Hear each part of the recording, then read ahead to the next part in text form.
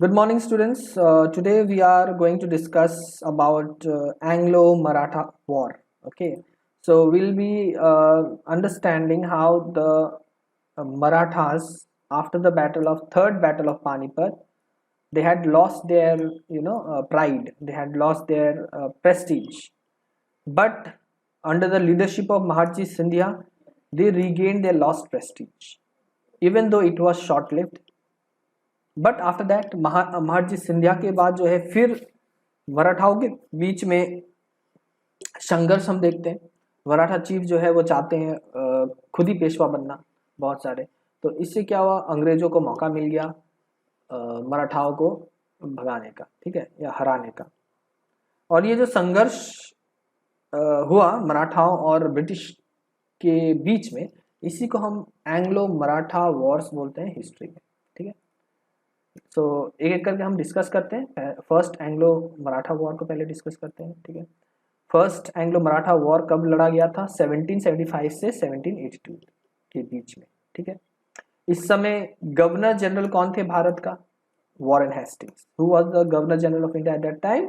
Warren Hastings. Madhav Rao के मृत्यु के पश्चात 1772 में माधव राव जो थे वो पेशवा थे। उनके मृत्यु के बाद ब्रिटिश ने नारायण राव के अंकल जो थे रघुनाथ राव, उनको सपोर्ट किया पेशवाशिप के लिए। लेकिन मराठाओं जो चीफ थे, प्रमुख थे, उन्होंने नारायण राव के बेटे जो थे सवाई माधव राव को सपोर्ट किया था। अब ये नारायण राव कौन थे? नारायण राव जो थे वो पहले पेशवा थे, जिनको माधव राव ने मार के यानी कि मर्डर करके वो पेशवा बने थे। तो माधव राव अब मर चुके थे 1772 में, ठीक है। तो ब्रिटिश ने जो है रघुनाथ राव को जो है पेशवा बनाने का कोशिश किया था। और नारायण राव कौन थे? नारायण राव को मार के माधव राव बना था पेशवा, ये याद रखना है। तो अब नारायण राव के जो बेटे थे सवाई माधव राव, इनको बनाना चाहते थे, मराठा के जो प्रमुख थे वे बनाने चाहते थे इनको Peshwa. I hope you understood. अब नाना फडणवीस जो थे वो अब रिजेंट बनते और चीफ मिनिस्टर बनते हैं माइनर पेशवा का। माइनर पेशवा कौन? सवाई माधवराव, इनका चीफ मिनिस्टर बनते। और ये जो नाना फडणवीस थे ये बहुत ही ब्रेव थे, बहुत ही साहसी पुरुष थे, बहुत ही राजनेता, बहुत ही एफिशिएंट थे, ठीक है। और उन्होंने पूरे मराठाओं को यूनाइट किया और अंग्रेजों के खिलाफ वे लड़ते हैं, और रघुबा एलाइस के खिलाफ, ठीक है। यानी कि रघुनाथ राव को ही रघुबा बोलते हैं। तो ये महाजी सिंधिया जो है वो बहुत ही वेलियंटली लड़ाई करते हैं अंग्रेज और रघुबा, उनके सहायक रघुबा एलाइस के विरुद्ध। और मराठा जो है वो जीत जाते, हरा देते हैं इनको। तो फर्स्ट एंग्लो मराठा वॉर किनके नाम रहा? मराठाओं के नाम, ठीक है, क्योंकि मराठा जीतते हैं इसमें, पहला एंग्लो मराठा वॉर में, ठीक है। अब ये जो युद्ध था ये समाप्त होती है एक संधि से। संधि का नाम क्या है? सलबाई, ट्रीटी ऑफ सलबाई इन 1782, ठीक है। अब ये ट्रीटी के अकॉर्डिंग क्या हुआ? सवाई माधव राव को जो है पेशवा बनाया गया और रघुनाथ राव को पेंशन दिया गया, ठीक है। The territories on the west of Yamuna, पश्चिम दिशा में यमुना में जो टेरिटरीज थे पश्चिम दिशा में, वो जो भी टेरिटरीज थे वो महारजी सिंधिया को सौंपा गया, उनको दिया गया, ठीक है। और 20 साल के लिए जो है शांति कायम रही मराठाओं और अंग्रेजों के खिलाफ, और अंग्रेजों के बीच में शांति कायम रही, यानी कि लड़ाई नहीं हुआ उसके बाद 2 साल तक। Understood? I hope you understood it properly. Now second Anglo Maratha war, ये कब लड़ा गया था? 1803 से 1805। अब सेकेंड एंग्लो मराठा वॉर होता क्यों है? क्योंकि यहाँ पे डेथ होती है नाना फडणवीस की, ठीक है। सो नाना फडणवीस जो है उनका डेथ हो जाता है 1800 में। और अब जो है पावर के लिए अब संघर्ष होना शुरू हो जाता है, यानी कि कौन पेशवा बनेगा, पेशवाशिप के लिए। और किन के बीच स्ट्रगल था? बाजीराव द्वितीय और दौलत राव सिंधिया एक साइड पे थे और जसवंत राव होलकर दूसरे साइड पे थे। यानी कि इन तीनों के बीच में पेशवाशिप के लिए लड़ाई हो रहा था, यानी कि संघर्ष हो रहा था, ठीक है।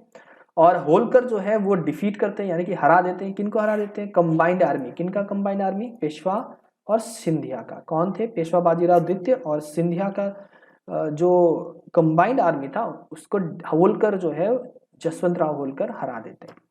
अब क्या होता है, बाजीराव द्वितीय जो है वो मदद मांगते हैं। किसका मदद मांगते हैं? लॉर्ड वेलेस्ले का, ब्रिटिश गवर्नर जनरल वेलेस्ले का। ये बहुत ही गलत काम किया, ठीक है। बाजीराव द्वितीय जो है वो मदद मांगते हैं अंग्रेजों से, और ये अंग्रेज क्या करते हैं, सब्सिडायरी अलायंस में के तहत उनको अंडर में रखते हैं बाजीराव द्वितीय को, सॉरी हाँ बाजीराव द्वितीय को। But subsidiary alliance was not acceptable to Scindia and Bhonsle, ठीक है। तो भोसले और सिंधिया को ये बिल्कुल पसंद नहीं था सब्सिडायरी अलायंस। अब सब्सिडायरी अलायंस क्या है ये हम आने वाले लेक्चर में हम समझाएंगे। सब्सिडायरी, खाली इतना ही समझिए कि सब्सिडायरी अलायंस जो है इसके तहत जो भी राज्य अंग्रेज के अधीन होना है, ठीक है,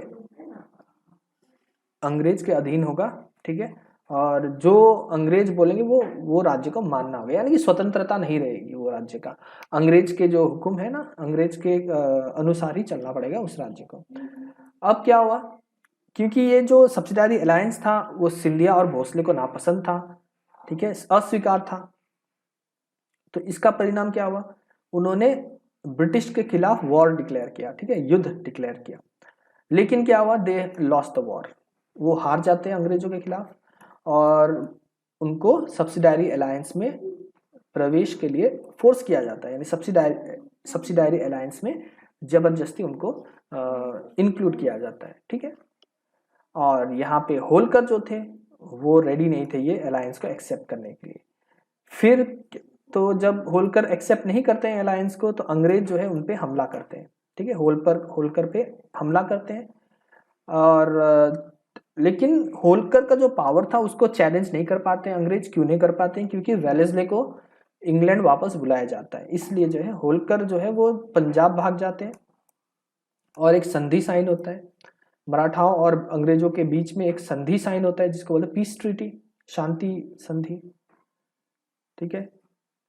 अब ये संधि के तहत क्या होता है, वो अपने जो भी टेरिटरीज थे, जो भी खोया हुआ जो भी इलाका था उसको वे वापस ले लेते हैं, और वहाँ पे अपने फोर्सेस यानी कि आर्मी को तैनात करते हैं, ठीक है। अब आते हैं थर्ड एंग्लो मराठा वॉर। अब ये लड़ाई हुई थी आपकी 1817 से 1818 तक, okay. The third Anglo-Maratha War was fought during the Governor Generalship of Lord Hastings। तो ये तीसरा जो एंग्लो मराठा युद्ध था ये लड़ा गया था किसके जनरलशिप में? गवर्नर जनरलशिप में लॉर्ड हेस्टिंग, यानी कि लॉर्ड हेस्टिंग्स इस समय गवर्नर जनरल थे, ठीक है। पेशवा बाजीराव द्वितीय रिवाइव द मराठा कॉन्फिडेंसी। तो पेशवा बाजीराव द्वितीय जो है उन्होंने मराठा संघ को पुनर्जीवित किया, ठीक है, and joined hands with the Maratha chieftains in order to be free from the British control and regain the lost glory of the Marathas। और मराठा सरदारों के साथ हाथ मिलाया ताकि ब्रिटिश नियंत्रण से मुक्त हो सके और मराठों की खोई हुई शान वापस पा सके। He raised a large army and attacked the British presidency in 1817। The war lasted for 2 years। उन्होंने एक बड़ी सेना खड़ी की और 1817 में ब्रिटिश राष्ट्रपति पद पर हमला किया, यानी कि प्रेसिडेंसी पे हमला किया उन्होंने। The British defeated Bajirao II and his allies, the Maratha chieftains Appa Sahib and Holkar। The office of Peshwa was abolished and Peshwa Bajirao II became the pensioner of British and was sent to Bithur near Kanpur। युद्ध 2 साल तक चला। अंग्रेजों ने बाजीराव द्वितीय और उनके सहयोगियों मराठा सरदारों अप्पा साहिब और होलकर को हराया। पेशवा के कार्यालय को समाप्त कर दिया गया और पेशवा बाजीराव द्वितीय अंग्रेजों का पेंशन भोगी बन गया और उसे कानपुर के पास बिठूर भेज दिया गया, ठीक है। The entire Maratha kingdom was annexed into British territories in India। The Maratha lost their last opportunity to gain political power and influence। पूरे मराठा साम्राज्य को भारत में ब्रिटिश क्षेत्रों में शामिल किया गया। राजनीतिक शक्ति और प्रभाव हासिल करने के लिए मराठों ने अपना आखिरी अवसर खो दिया, ठीक है। तो यही था Third Anglo-Maratha War. I hope you all understood. Thank you for listening.